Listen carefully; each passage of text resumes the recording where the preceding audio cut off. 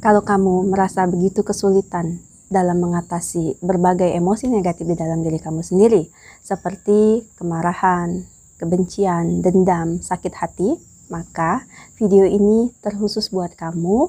Melalui video ini saya harap teman-teman dapat mampu mengamati dan lebih bijaksana dalam menangani emosi sendiri. Silahkan simak video ini sampai habis.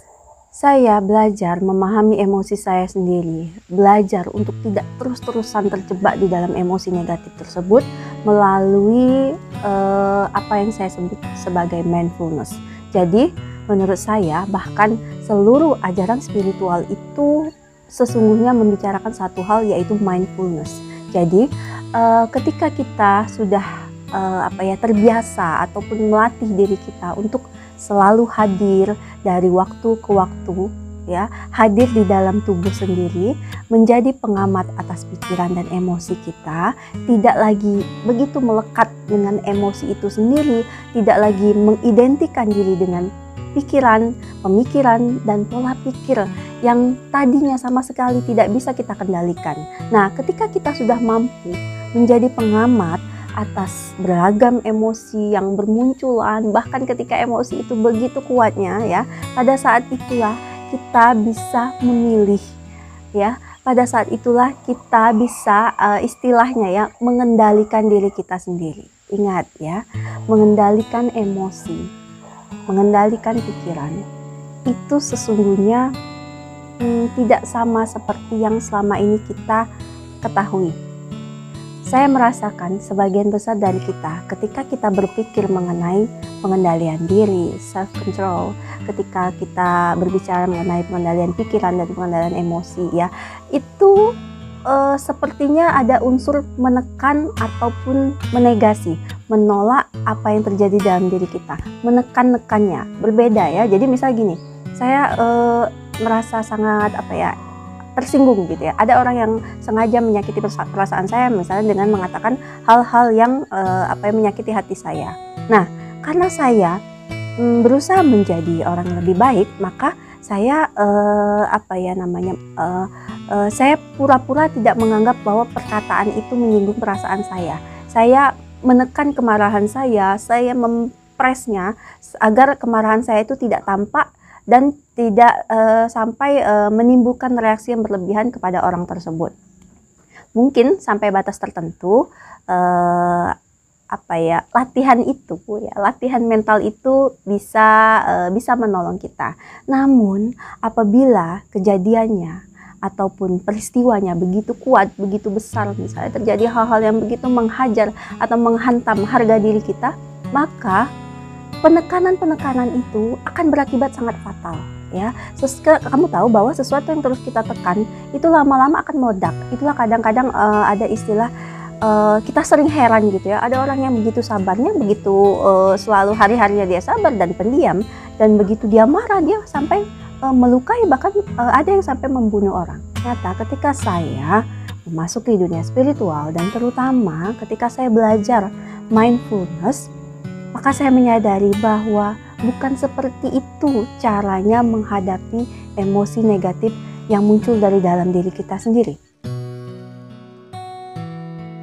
Jadi menurut saya cara yang paling bijaksana, cara yang paling tepat untuk mengatasi ya kemunculan emosi negatif itu adalah dengan cara mindfulness, yaitu menjadi lebih hadir di dalam diri kita sendiri, menjadi lebih sadar sepanjang waktu, sehingga kita ini menjadi seolah-olah pengawal atas munculnya beragam emosional yang ada, beragam reaksi emosi yang ada di dalam diri kita sendiri. Tidak peduli dari mana munculnya peristiwa itu, dalam arti tidak peduli pemicunya dari mana, apakah perkataan orang, apakah sebuah situasi, apakah sebuah keadaan bencana dan sebagainya.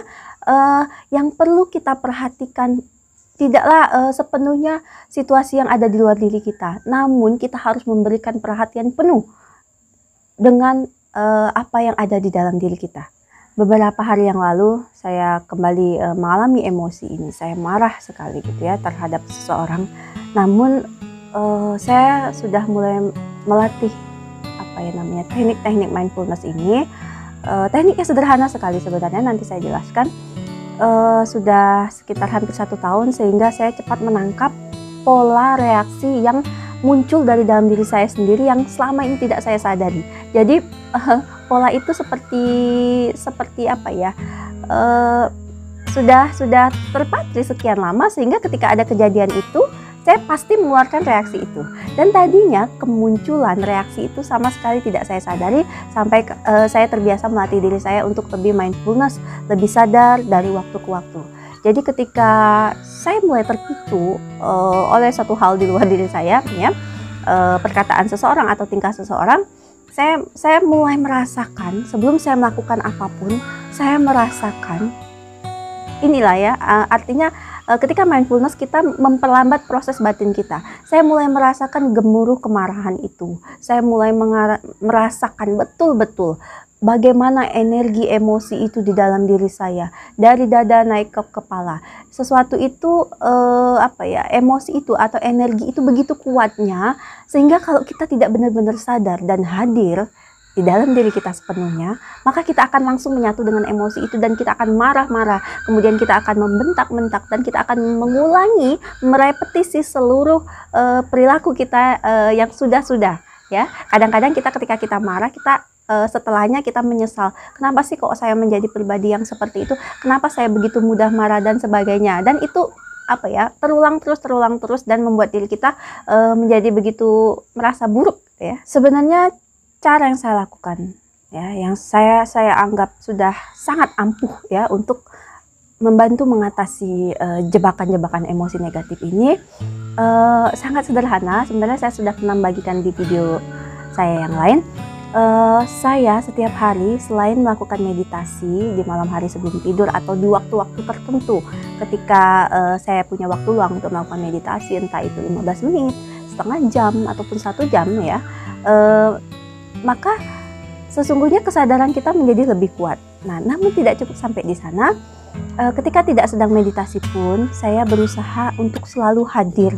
Saya berusaha untuk selalu sadar, walaupun ini sulit sekali, ya. Bahkan ketika kita berbincang-bincang, bercakap-cakap dengan teman atau dengan keluarga kita sendiri, jarang sekali kita ini benar-benar hadir. Kadang ketika kita ngobrol pun, pikiran kita kemana-mana, ataupun ketika teman berbicara, kita tidak sungguh-sungguh sadar, karena kita sendiri terlibat dalam percakapan mental dengan pikiran kita sendiri. Mungkin kadang-kadang percakapan mental itu adalah percakapan yang tidak ada hubungannya dengan obrolan kita dengan teman-teman. Nah, jadi berangkat dari sana, selain meditasi, saya melatih kesadaran saya, kehadiran saya dengan cara misalnya pagi-pagi, saya akan biasanya pukul 5:30 pagi, saya keluar ke sekitar rumah saya, ataupun saya hanya sekedar menyiram tanaman. Saya memperhatikan betul semua objek yang ada di sekitar saya, tanpa sedikit pun ada komentar mental atau komentar batin di dalam pikiran saya. Jadi ini seperti kita sedang menatap segala sesuatu itu dengan mendalam, ya, mirip melamun gitu ya, namun tanpa pikiran. Yang ada hanyalah kesadaran, ya. Jadi demi kebahagiaan teman-teman, demi kesehatan mental kita bersama-sama, mohon latihlah kesadaran kita. Kamu akan memasuki suatu dunia baru, suatu dunia kesadaran yang baru ketika kamu terbiasa melatih ini. Jadi hanya dengan menatap, katakanlah setangkai bunga, kalau kamu tidak punya bunga, apapun benda yang ada di hadapanmu, perhatikanlah semua benda itu dalam keheningan, tanpa ada pikiran apapun, tanpa ada penafsiran apapun. Cukuplah sadari benda itu, keberadaannya, selama ya pertama-tama mungkin beberapa detik. Tapi kalau kamu sering berlatih, maka kamu bisa memperpanjang frekuensinya, misalnya menjadi 1 menit, 2 menit, hanya menatap saja. Maka ini seperti yang saya alami waktu pertama-tama, saya tiba-tiba saja menyadari bahwa memang benar seperti ada sebuah kesadaran tertentu yang ada di dalam wujud semua benda, ya. Tiba-tiba saja saya merasa bahwa pepohonan, daun-daun, kemudian ranting-ranting itu sepertinya merespon saya, sepertinya dia pun sedang menatap balik kepada saya, ya. Saya merasakan sebentuk keheningan kedamaian yang luhur, ya, yang tidak bisa dimengerti. Dan pesona itu hanya terjadi sekejap saja.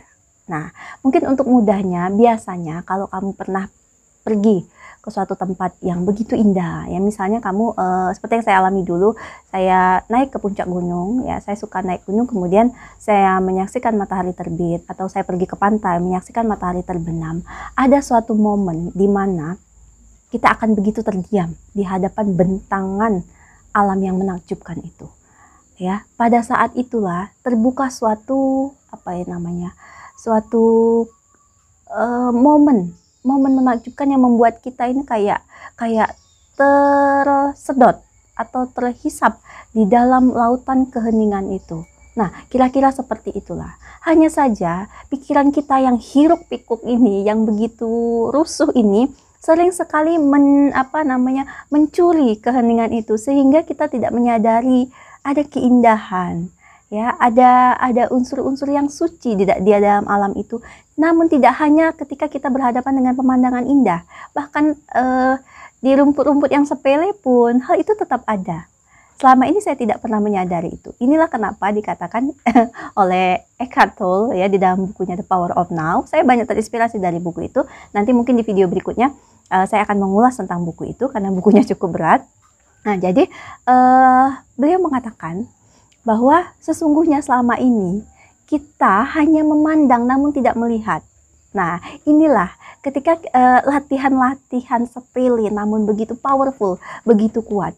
Dengan terbiasa hadir, dengan terbiasa menatap dan merasakan keheningan di sekitar kita, kita menjadi lebih nyata, lebih hidup, lebih hadir. Dan ketika kita lebih hadir di tubuh kita sendiri, di dalam diri kita sendiri, maka semua emosi, semua pola pikir yang selama ini tidak sadari, kita sadari ketika kita mulai terjebak dengan perasaan sedih karena ditinggalkan, dikhianati, ataupun kita mulai akan marah karena perbuatan orang lain, maka sejak start munculnya kemarahan itu di dalam diri kita, di kepala kita, kita akan cepat menyadari apa yang membuat orang menjadi begitu emosional, melakukan banyak kerusakan. Itu karena dia tidak menyadari bentuk-bentuk ini, bentuk-bentuk kemunculan emosi ini. Ya, itu sesungguhnya kita sesungguhnya ini rata-rata tidak sadar. Ya, kita begitu menyatu dengan pikiran ego kita. Itulah makanya kita manusia banyak sekali melakukan perusakan-perusakan di bumi ini, karena kita tidak menyadari pikiran-pikiran itu. Ya, sesungguhnya pikiran itu adalah sarana yang sangat cerdas asal kita bisa menggunakannya dengan sadar. Kita harus benar-benar menggunakan pikiran kita itu dengan penuh kesadaran. Nah, jadi ketika emosi negatif itu mulai muncul, kemarahan itu mulai muncul, rasakan, hadirlah sepenuhnya, dengarkan, di sanalah suaranya. Disinilah mulainya, inilah awal mulanya saya terjebak, misalnya saya mengatakan seperti itu, ya. Inilah yang nantinya akan saya sesali. Dan ketika kita sadar, kita tangkap suara itu, maka kita akan punya kesempatan untuk memikirkan, apakah saya akan mengeluarkan reaksi A, B, atau C. Nah, jadi sebuah reaksi yang muncul dari kesadaran, yang muncul dari kehadiran, itu pasti lebih cerdas, lebih bijaksana dibandingkan dengan ketika kamu mengambil keputusan tidak dalam keadaan sadar. Penulis juga pernah bilang bahwa apabila kamu menuliskan dan menyampaikan sebuah kata-kata dengan kesadaran penuh, dengan kehadiran, maka kata-kata itu mempunyai efek transformasi, ya, mentransformasi orang-orang yang memang sudah siap. Orang-orang yang memiliki cukup kesadaran akan responnya. Rasanya seperti beresonansi, bergetar di hati. Dan sebuah dimensi kesadaran yang lebih tinggi ketika mulai rajin melakukan latihan mindfulness, ketika kita benar-benar hadir di tubuh kita ini, maka dimensi itu akan masuk ke dalam diri kita, sebuah frekuensi baru yang yang membuat kita menjadi jauh lebih damai dan jauh lebih tenang dalam menjalani hidup ini.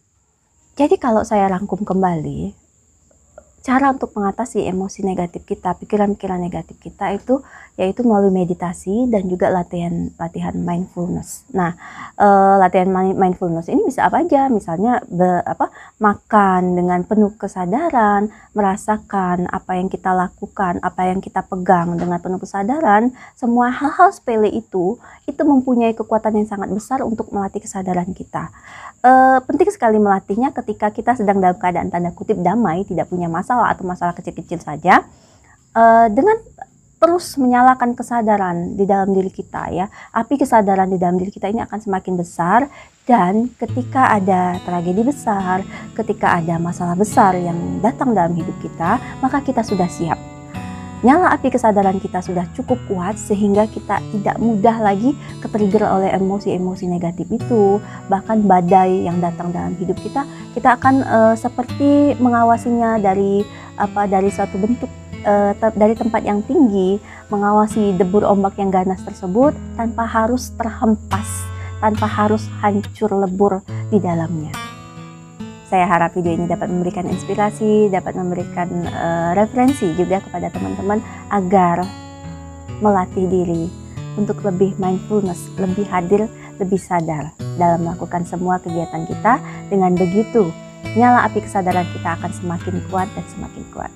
Terima kasih sudah menonton. Salam damai, salam hening.